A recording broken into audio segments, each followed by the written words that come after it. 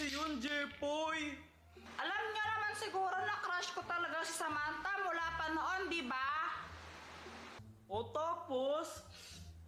Kasi nung birthday ko, kinausap ko siya.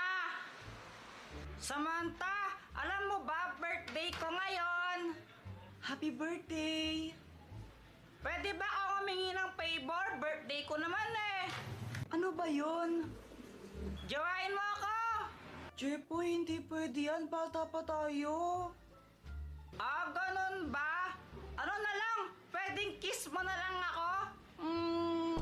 Siyempre naman. Hindi din. Kaya yun, busted pa rin ako. Kaya hingi sana ako ng tulong sa inyo. Lo? Okay. Ganto yan. Yayayain natin si Samantha na maglalaro. Tapos yung laro, kasal-kasalan. Tapos ikakasal niyo siya sa akin. Ikaw boy, yung magpapari. Ayoko maging pare. Mga pare di nag-aasawa. Abay na lang ako. Sige na, pari na lang. Di naman pwede magpari si Joanna eh. Ano ba naman yan? Samantha? Bakit, Joanna? Tara, laro tayo. Anong lalaruin natin? Basta sumama ka na lang sa akin. Ha? Tara na.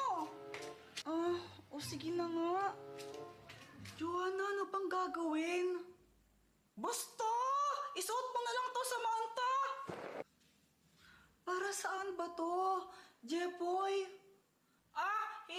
Hindi ko alam. Sabi kasi nila maglalaro lang eh. Akala ko maglalaro tayo ng tagu-taguan. Tapos biglang may ganito Lo, sinungaling.